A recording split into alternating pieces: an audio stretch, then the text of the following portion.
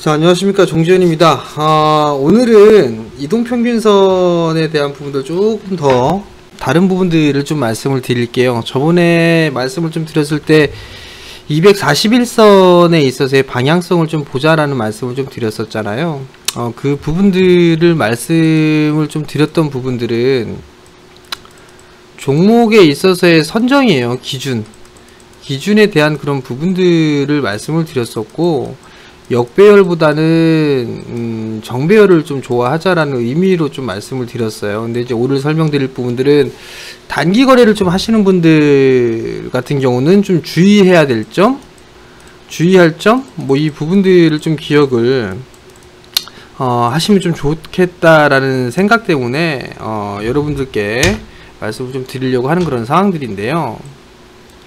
우선 여러분들께 했던 그런 부분들을 보게 되면 241선 글꼴을 조금 크게 해볼게요.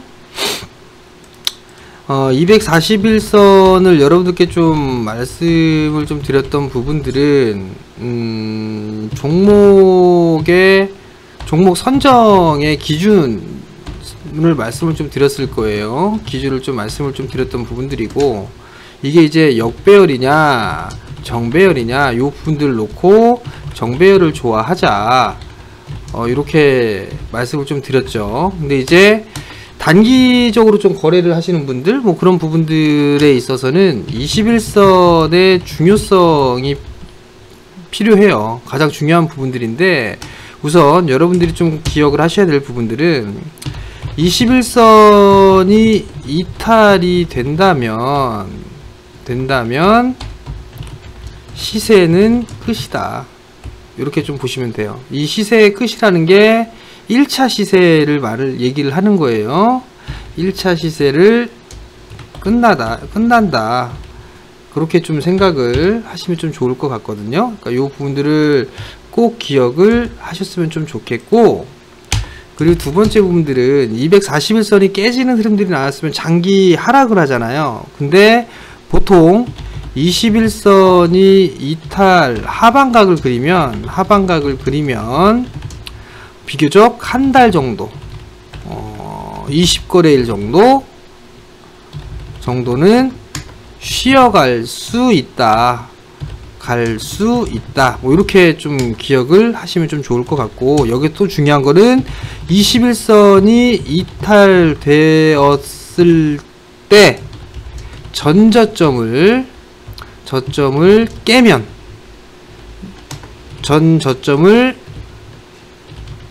깨면, 리스크 관리는 필수다, 이렇게 중요한 그런 부분들을 좀 말씀을 좀 드린 거거든요. 그러니까 이 부분들을 왜 말씀을 좀 드리냐면 21선 자체는 한 달 동안의 평균가잖아요. 한 달 동안의 평균이고, 이거를 보통 뭐 세력선 뭐 이렇게 불러요. 세력선 이렇게 불리는데 뭐 지금 뭐 크게 의미가 없는 그런 사항들이니까 왜 요 부분들을 말씀을 드리는지 한번 차트를 한번 볼게요. 자, 종목의 선정의 기준을 세웠어요. 종목의 선정의 기준을 세웠었는데 21선에 있어서의 방향성, 즉 21선의 시세가 깨지는 모습들이 나오게 된다라면 일단 리스크 관리를 해야 되고, 그리고 난 이후에 종목군들 전저점이 깨지는 흐름들이 나오게 되면 리스크 관리 필요해야 돼요. 그러면 이 부분들을 보게 되면 전저점 깨졌으니까 리스크 관리를 해야 되는구나, 즉 손절로 대응을 해야 되는구나, 이 부분들은 아마도 아실 거예요. 보통 이게 차트라는 게 100% 맞아 떨어지진 않는데, 이걸 한번 다른 종목을 한번 쭉 한번 보세요. 체시스 같은 경우 아직까지도 뭐 이격이 과도하게 벌어졌으니까 설마 이걸 따라가시는 분들은 없겠죠? 이 종목 같은 경우도 한 차례 상승했다가 21선 깨졌는데 이 전저점, 종가상 전저점을 지지를 해주니까 움직임이 나왔잖아요. 그죠? 그리고 난 이후에 조정을 좀 받았죠. 조정을 받고 난 이후에 2차 시세가 나오고 밀린 거란 말이에요. 근데 21선 깨졌는데 여기 저점 자리 때 깨지니까 주구장창 밀리는 거란 말이에요. 저항대로 부딪히겠죠? 그리고 나서 다시 돌려 세우고, 이러한 모습들이 다 나온단 말이에요. 제일바이오 같은 경우도 21선에 흐름들이 나왔지만 요 깨지면 일단 리스크 관리 좀 해야 되겠죠. 돼지열병 관련주들 같은 경우 다 비슷해요. 차트의 모양새들이. 지금 아마 요 종목군, 요런 종목군들 가지고 계신 분들 있을 거예요. 이거 21선 깼는데 이거 오늘 저점 깨면 안 돼요. 이거 내일 혹은 내일 저점 깨지고 반등이 나왔는데, 반등이 나왔을 때에 그 저점을 깨면 무조건 리스크 관리를 해야 된다라는 거. 이것도 마찬가지로 깼죠? 깨지고 난 이후에 다음날 또 깨지면 이거 리스크 관리 해야 된다라는 거. 그 분들을 꼭 기억을 하셔야 돼요. 이게 지금 당장에 있는 차트뿐만 아니라 과거에 있는 종목군들, 뭐 데아티아이라든가 이런 부분들을 봐도 알아요. 21선이 깨지는 흐름들이 나오게 되면 일단 리스크 관리 해야 된다라는 거, 전저점이 깨지면 안 된다라는 부분도 좀 말씀을 드렸었죠. 그 부분들 기억을 한다라면 이거는 접근하지 말아야 되겠구나 라는 것들을 생각을 해볼 수가 있단 말이에요. 그리고 마찬가지로 흐름들이 나왔다가 다시 깼어요. 근데 이 저점을 깨면 안 된다는 얘기예요. 전저점을 깨고 내려갔으니까 더 밀린 거고, 마찬가지로 움직임이 나왔는데 올라갔다가 지지받고 올라갔다가 깨져. 요 지지를 요 자리대를 안 깨니까 이렇게 움직이는 거란 말이에요. 그리고 이날 강하게 깨졌죠. 그리고 난 이제 전저점 깨져버리게 된다라면 리스크 관리는 필수적으로 해야 된다라는 거. 지금은 아직까지 뭐 대북주들 같은 경우는 아직까지는 방향성이 살아있죠. 그죠? 아직까지 살아있는 그런 부분들이지만 장기 역배열이잖아요. 그러면 트레이딩 관점으로 좀 봐야 되겠죠. 241선에 있어서의 방향성이니까 이러한 부분들로 접목을 해서 볼 수가 있겠죠. 241선에 대한 부분들, 21선에 대한 부분들, 이런 부분들을 접목을 할 수 있단 말이에요. 테마주만 부분들이 아니라 KMW 같은 경우도 보세요. KMW 같은 경우 보면 21선에 있어서의 방향성이 계속적으로 우상향을 하고, 그리고 난 이후에 이탈됐을 때의 저점 자리대가 거의 뭐 장중에만 깨졌지 이탈되는 모습들이 안 나온단 말이에요. 그리고 나서 시세 연속성으로 계속 나와주고 있죠. 그죠? 요런 부분들에 있어서는 리스크 관리를 해야 되겠죠? 일부 매도를 하고 난 다음에 뭐 나머지 물량만 본다든가 그런 식으로 해서 끌고 가는 전략이 좀 좋은데, KMW 같은 경우는 최근에 21선이 이게 조금 그래요. 조금 거시기 해요. 이게. 근데 만약에 제 유튜브에서도 KMW 말씀을 드렸을 거예요. 요 자리 때 깨지면 안 되겠죠? 그냥 일단은 요거 박스 정도 예상된다. 요 분들 좀 말씀을 드렸는데, 이것도 이제 차트를 보면서 한번 보세요. 향후에 대한 추이나 과정들 한번 보세요. 이게 맞나 틀리나. 제가 봤을 때 5G들은 너무 많이 올라서 시세가 어느 정도 좀 가격 조정이든 기간 조정이든 받아야 되는 게 아닐까라고 좀 생각을 해요. KMW 같은 경우는. 다른 종목군들 한번 볼까요? RFHIC는 어떻게 됐을까요? 21선 깨졌죠? 저점을 깨졌단 말이에요. 이렇게. 저점을 깨졌지만 어찌됐든 간에 이 자리 때 깨지면 안 돼요. 이 자리 때 깨지면 일단 시세는 끝이고 21선에 대한 방향성이 꺾이는 부분들이라 중요한 라인 때는 이제 요게 되는 거예요. 요거 저점, 요날의 저점. 이렇게 좀 보시면 좋지 않을까라고 좀 판단이 되고요. 그 다음에 뭐 이노아이어리스 21선 꺾였죠. 요거 꺾여 내려가면 안 되는 거. 요건 무조건 지지, 요 자리 때는 지지해줘야 된다라는 거. KMW. 안 그러면 어떻게?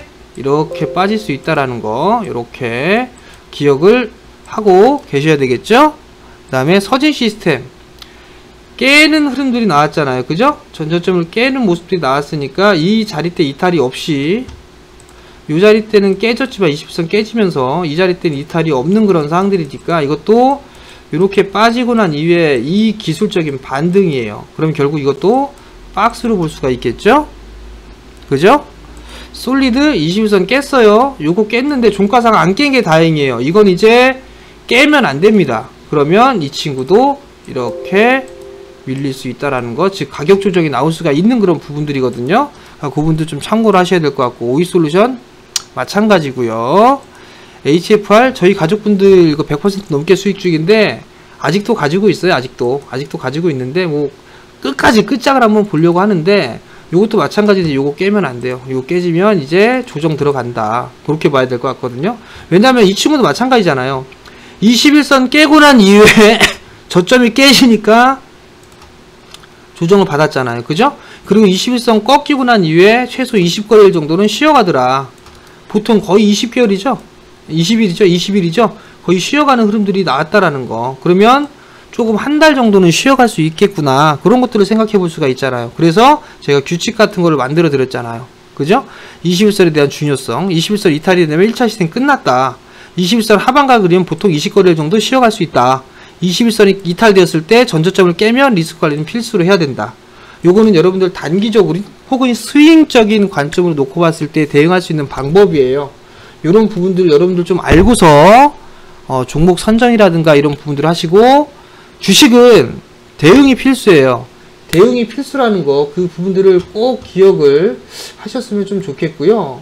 그리고 여러분들께 좀 당부라고 해야 될까요?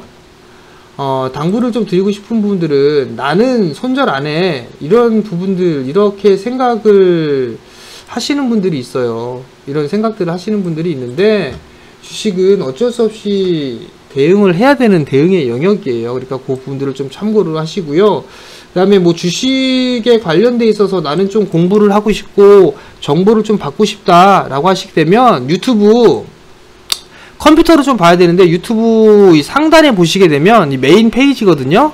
그럼 요게 우측 요 상단 부분들에 보면 무료 채팅이라고 있어요. 무료 오픈 채팅이라고 있거든요.